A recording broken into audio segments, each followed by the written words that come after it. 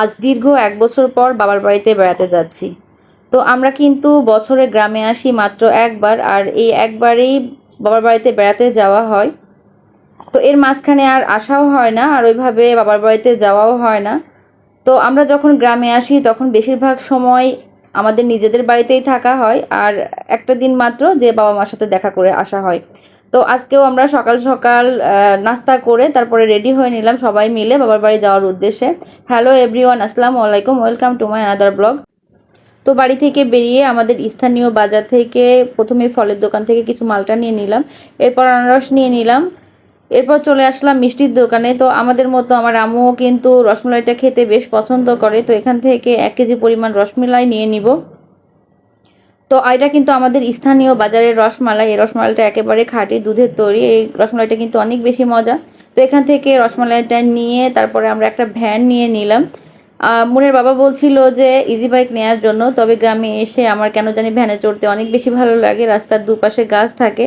আমি যখন স্টুডেন্ট ছিলাম তখনও কিন্তু ঝিনাইদহ থেকে আসার সময় গাড়াগঞ্জ থেকে বেশিরভাগ সময় আমি ভ্যানে করে আসতাম যদি হাতে সময় থাকতো। আমার কাছে দুপাশে রাস্তার গাছের ছায়ায় ভ্যানে চড়তে অনেক বেশি মজা লাগে। তো সেই স্টুডেন্ট লাইফের ফিলটা পাওয়ার জন্য আজকে আবার ভ্যান নিয়ে নিলাম, যদিও ভ্যানে যেতে একটু বেশি সময় লাগে। তো তাতে কি হয়েছে, মজা তো পাবো সেই স্টুডেন্ট লাইফের। মাঝে মাঝে ভাবি মেয়েদের জীবনটা কতই না অদ্ভুত। যে বাড়িতে আমার বেড়ে ওঠা, যে বাড়ি ছাড়া আমার একটা রাত বাড়ির বাইরে ঘুম হতো না, সে বাড়ি ছাড়া, সে বাড়ির মানুষগুলো ছাড়া আজ দিনের পর দিন দূরে থাকি।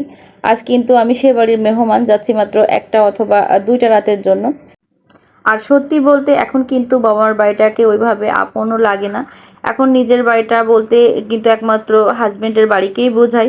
তো কথা বলতে বলতে এই যে আমাদের বাড়িতে চলে এসেছি, আমার বাবার বাড়িতে।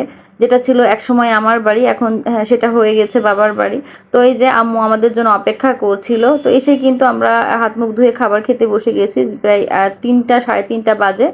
তো সবগুলো খাবারই আজকে আম্মু নিজের হাতে রান্না করেছে। তো এখানে ছিল হচ্ছে গরুর মাংস, ডাল, আলু ভাজি, ফিশ ফ্রাই, সব কিছুই আম্মু রান্না করেছিল। আর আমার বাচ্চাদের জন্য কিন্তু দইও এনেছিল।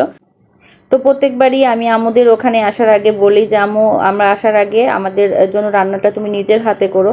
অনেক দিন পর মায়ের হাতের রান্না খেতে কিন্তু অন্যরকম ভালো লাগা কাজ করে, বিশেষ করে আমার বা আমার বাচ্চাদেরও। তো দুপুরে খাওয়া দাওয়া শেষ করে একটু রেস্ট নিয়ে সন্ধ্যার পরে কিন্তু শৈলকুপা শহরের মধ্যে গেলাম। আমাদের জুয়েলার্সে একটু কাজ ছিল। বেশ কিছুদিন ধরে ভাবছিলাম যে আমার মেয়ের জন্য একটা নূপুর নিব।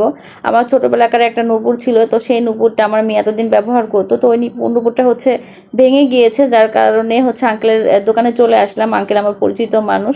তো আঙ্কেল আমার অনেক বিশ্বস্ত মানুষ, যার কারণে আমি ঢাকা থেকে কিন্তু নূপুরটা নিয়ে নিই। তো এখানে এসে আঙ্কেলের থেকে মেয়ের জন্য এই যে নূপুরটা নিয়ে নিলাম।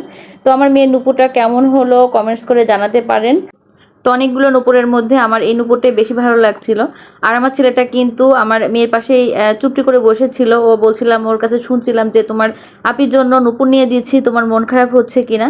তো বলছে যে একদমই না, আমি তো ছেলে, আমার এসব কিছু লাগে না মাম্মি, তুমি আপিকে কিনে দিচ্ছ তাতেই আমি খুশি হচ্ছি। তো ভিডিওটা যদি ভালো লাগে তাহলে প্লিজ ভিডিওতে একটি লাইক দিয়ে দিবেন, আর আমার চ্যানেলটিকে ফলো করে সাথে থাকবেন। তো আজকের ভিডিওটা এই পর্যন্তই রইল। সবাই ভালো থাকবেন, সুস্থ থাকবেন। আল্লাহ হাফেজ, আসসালামু আলাইকুম।